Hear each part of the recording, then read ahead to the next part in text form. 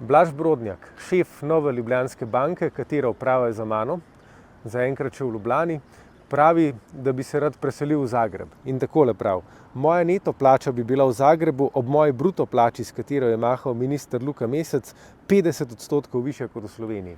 Njegova bruto plača, s katero sem mahal, je 1 milijon evrov. Njegov neto izplen v Sloveniji od te plače je približno pol milijona. Pravi, da bi na Hrvaškem dobil še 50% več. Zato predstavljajo Hrvaško določeni menedžerji kot raj. Hkrati pa pozabijo povedati, da je v isti sapi to država, ki jo je v zadnjih 15 letih zapustilo skoraj 10% prebivalcev.